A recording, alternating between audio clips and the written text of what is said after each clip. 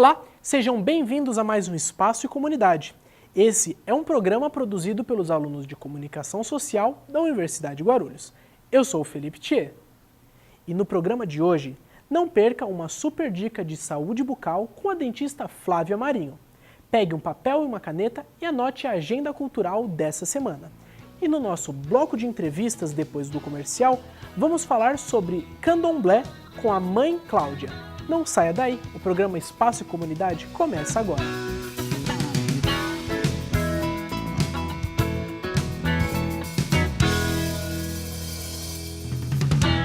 Confira agora uma super dica com a dentista Flávia Marinho.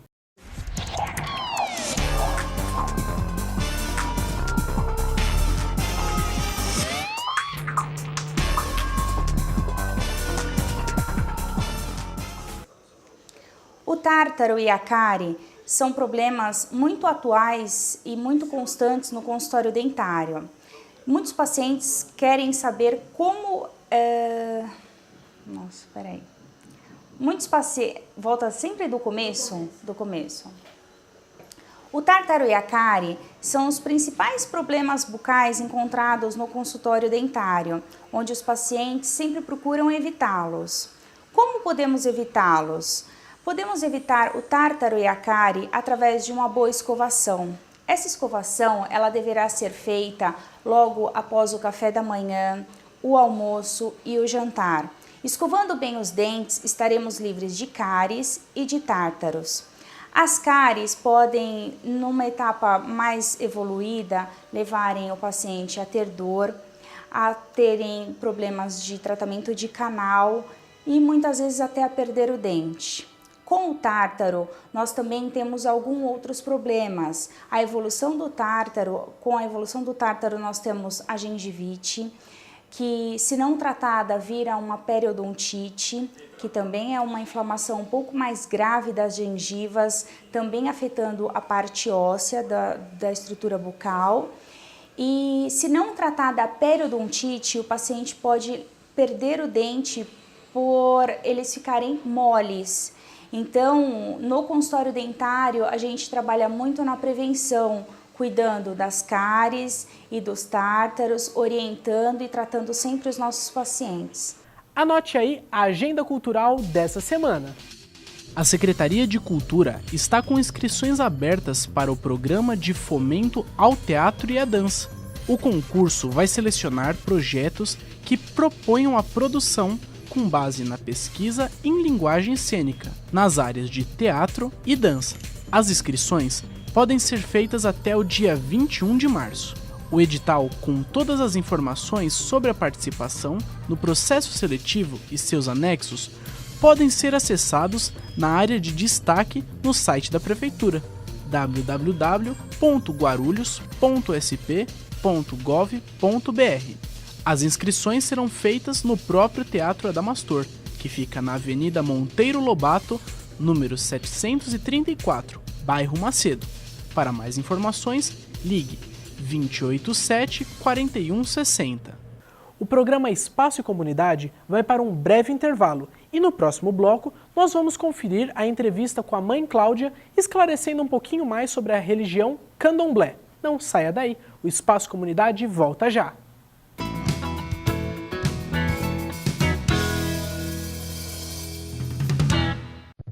Eu já vaguei pelo desconhecido, peguei atalhos errados, implicava com a minha irmã só porque ela era linda.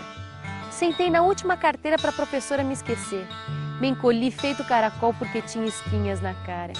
Já chorei por nada e já ri por tudo. Provei bebidas amargas porque achava que a vida era um porre e apaixonei perdidamente. Achei tudo lindo. Desisti, fugi, voltei, reconciliei. Eu reconheço meus pontos fracos e não desisto nunca. Corro atrás, vou à luta. É preciso ser lagarta para virar borboleta e voar por aí. Só que eu morro de medo de altura. Borboleta!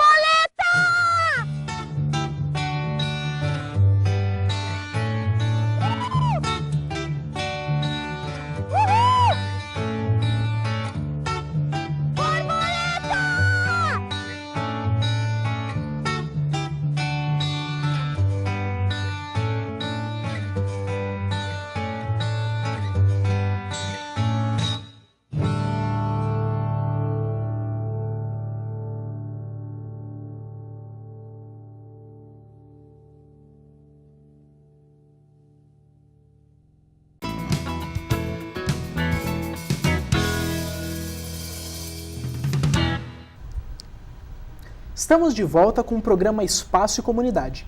E no programa de hoje, nós vamos falar sobre uma religião muito antiga daqui do Brasil, o Candomblé. E para isso nós chamamos a Mãe Cláudia para estar desmistificando esse assunto. Tudo bom, Mãe Cláudia? Tudo bem, meu lindo. Em primeiro lugar, quero agradecer por essa oportunidade de estar aqui.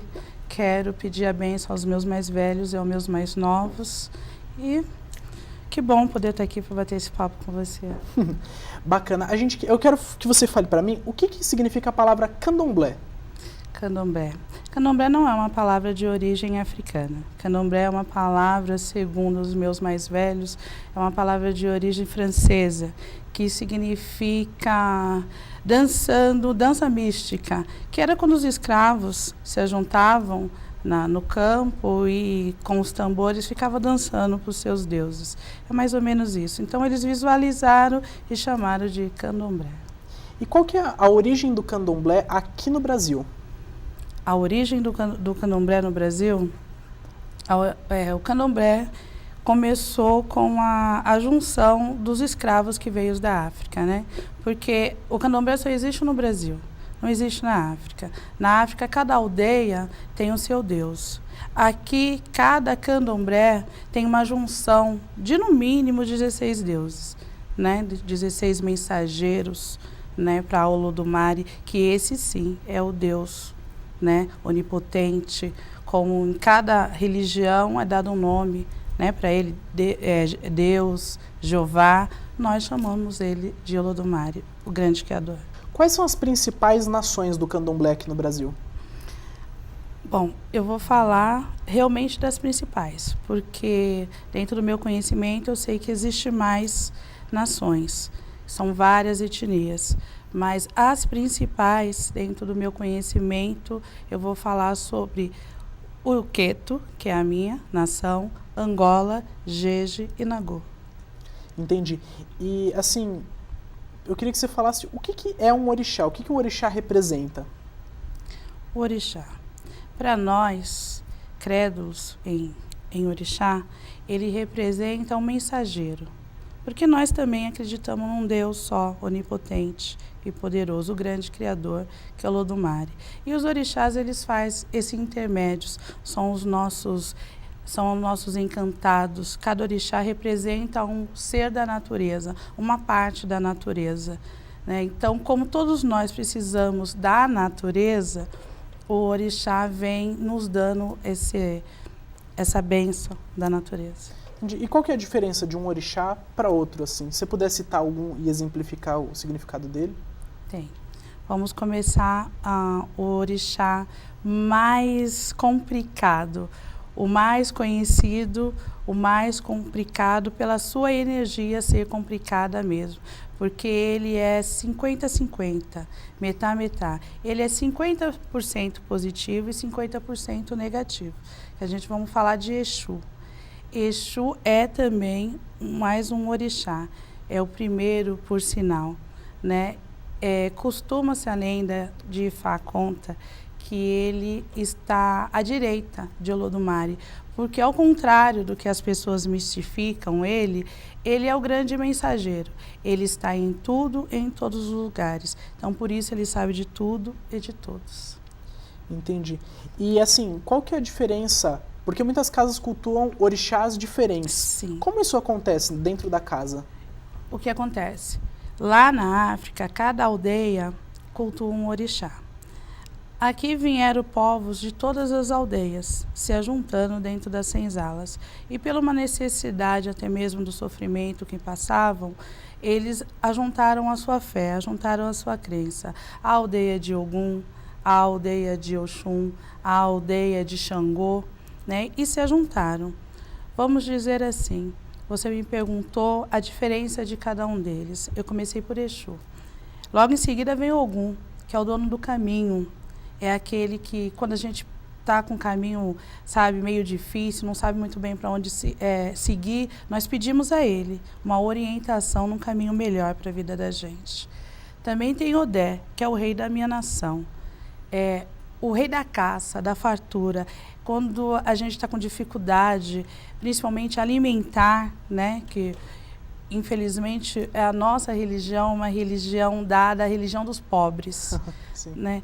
Então, isso é muito procurado. Então, quando as pessoas procuram a gente com dificuldade para alimento, a gente pede a Odé, porque ele é o grande rei da caça. Ele não deixa faltar a caça, a comida nos lares. Bacana. Mãe Cláudia, e o que consiste o ritual de candomblé? O ritual de candomblé em si, como eu te disse, é geralmente para ajudar o povo. Né? Então o povo vai procurar a casa de candomblé, cada um com seus anseios, com as suas dificuldades, com seus problemas, tanto de saúde, de emprego.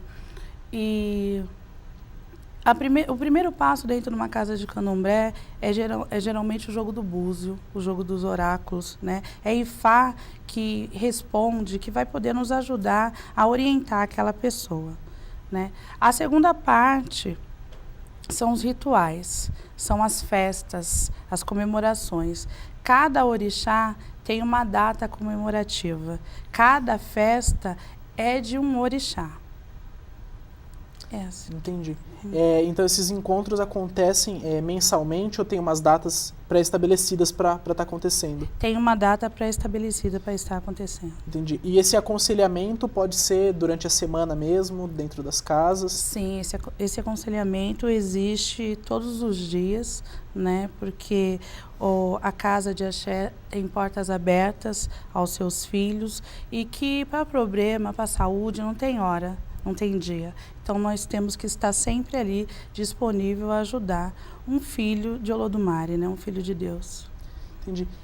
Todas as casas de candomblé fazem sacrifícios? Sim, todas as casas de candomblé fazem sacrifício. E o porquê do sacrifício? Nós somos uma religião de antepassados. E nós continuamos fazendo assim como era feito no começo, assim como era feito no princípio. Então, no princípio, cada um tinha os seus, comia a partir daquilo que tinha. Cada um comia aquilo que plantava, cada um comia aquilo que criava. Então, nós, do candomblé, na realidade, nós só podemos comer a carne se a gente cuidar daquele animal, se a gente, na hora de sacrificar o animal, a gente tem algumas palavras sagradas para que aquela alma daquele animal não seja desperdiçada em vão. Toda a parte do animal é utilizada. O couro é utilizado para instrumentos, né? A carne, logicamente, para comer. Os ossos para poder fazer remédios. E assim, sucessivamente. As penas da galinha são usadas para poder fazer enchimento de travesseiros, de coisas sagradas, a qual aquele travesseiro, houve um ritual, todo aquele animal é sagrado. Aquele travesseiro, se tiver uma criança, um adulto com dor de cabeça, a nossa crença diz, se dormir em cima daquele travesseiro, aquela dor de cabeça vai passar. Entendi. E essas oferendas feitas em locais públicos, toda a casa de candomblé aprova esse tipo de ação? Com certeza não. Principalmente a minha casa e de muitos mais velhos. Nós temos isso como uma poluição, o que não é dado a nós, pois nós somos filhos da natureza. Então, cabe a nós resguardar e cuidar da natureza. Nós somos contras, não somos a favor do sacrifício de bicho e deixar na rua. Como eu te disse, nós temos que utilizar todo ele, não desperdiçar. O povo deixa garrafa, deixa copo, isso é perigoso, passa uma criança, quebra. Nós somos contra tudo isso. Infelizmente, há casas e casas. Não são todas iguais, com certeza. Entendi. Uma poluição, você citou poluição, a palavra poluição. É uma poluição não só do meio, mas é uma poluição visual. Aquela sim. Coisa apodrecendo ali, sim, é uma coisa assim, sim, agressivo visualmente. É agressivo. Deve existir sempre local para que se possa fazer isso, porque a oferenda existe, a oferenda das frutas, a oferendas de algumas comidas, mas tem que ter local para tudo isso. Existem as matas, que é a natureza, existe a cachoeira, que é a natureza, entendeu? As encruzilhadas não foram feitas para esse tipo de coisa. As encruzilhadas mora o nosso grande rei, que é Exu, que ele aceita outras coisas dentro do seu campo. E a discriminação hoje no candomblé ainda existe? Ela é forte aqui? Ou ainda... Muito, infelizmente muito. Eu gostaria de te responder diferente, mas a discriminação ainda é muito grande. Eu faço um trabalho social justamente por causa da discriminação, pois as minhas crianças estão tendo muita dificuldade, principalmente nas escolas, de ir vestido normalmente de branco, uma roupa branca comum e um fio no pescoço. Só isso já está agredindo as pessoas. E enquanto é só com os amiguinhos, é maravilhoso. O ruim quando isso vem dos próprios educadores. É importante que essa cultura não seja perdida, não seja destruída novamente. Com certeza. Porque já foi lá atrás, já Com foi certeza. muito pressionada Com na época certeza. dos escravos e hoje a gente vê que mudou, mas não mudou tanto assim. Evoluiu. Se eu falar que não evoluiu algumas coisas, evoluiu. Né? Mas ainda sofremos muitos preconceitos. Mas eu creio que seja pela falta de conhecimento, pois há uma grande mistura de mesticismo com o candomblé. O candomblé é uma nação de matriz África, os deuses, não de feitiçaria. Entendeu? É diferente. Assim, o pessoal generaliza demais o candomblé, a umbanda, assim, mistura muito as coisas. Exatamente. Nem toda casa, como você estava me dizendo, tem os mesmos costumes. Não, nem toda casa. Cada casa tem o seu ritual próprio. Lógico que cada um tem um segmento da casa matriz, mas toda casa tem o seu ritual próprio. E nós não podemos responder por todas as casas, infelizmente. Gostaria eu de todas as casas ter um ritmo só, mas nem todas têm um ritmo só. Também não posso culpar totalmente esses zeladores, porque é uma religião vinda dos cativeiros, né? Então foi muito sacrificada. E não teve a oportunidade de ter uma divulgação, de passar uma divulgação melhor para o povo. Então, essa oportunidade, eu digo que evoluiu assim, por essa oportunidade que hoje nós estamos tendo aqui, de poder falar abertamente. Bacana. E o lado social do candomblé? O lado social do candomblé é grande, pois o candomblé, ele abriga várias famílias em situações diferentes. Geralmente, as pessoas vão procurar o candomblé quando estão realmente perdidas na vida. Então, ali elas entram para casa, elas ficam na casa, muitas delas ficam na casa. As crianças, as mães vão trabalhar, as crianças ficam em casa para que as mães possam trabalhar tranquila. Aí vem todo aquele conjunto das que ficam em casa, ajuda a criar os filhos das outras. E assim sucessivamente, fora o trabalho de educação, né, para os jovens. Temos grupo de jovens em pleno exercício da sua função e muitas coisas legais a Casa de Candomblé tem à sociedade, pois foram as grandes mães, né, que se ajuntou para poder dar uma sequência, porque no tempo da escravidão os homens não tinham trabalho, né? Só as mulheres tinham trabalho de lavadeiras, de limpar a casa. Então, por isso que o candomblé é uma religião matriarca, pois foi as mulheres que colocaram isso para cima, que seguraram o eixo. E infelizmente, aquele acontecimento em janeiro desse ano, sobre a invasão do terreiro. Uma tristeza muito grande para nós de nação africana.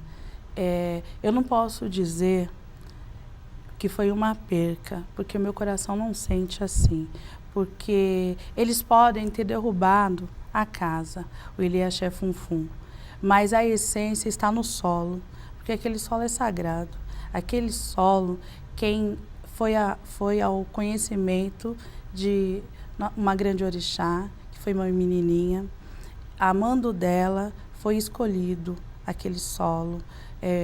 A história conta que o fundador da casa tinha 2 terrenos, um na Cumbica e o outro em Itaquá. E foi uma Ialorixá a mando de Mãe Menininha, porque Mãe Menininha ela não saía do Cantóis, né? Só as ebomes dela saía, e foi uma Ialorixá e jogou em Itaquá, e os orixás responderam que não era lá. E foi na Cumbica e jogaram lá e respondeu que aquele solo é sagrado. Então, eu tenho fé nos orixás, que a justiça se faça presente e que aquele solo sagrado continue em mão dos donos, os verdadeiros donos, que são os orixás, entendeu? Pois no momento que foi demolida a casa, já estava em processo de tombamento.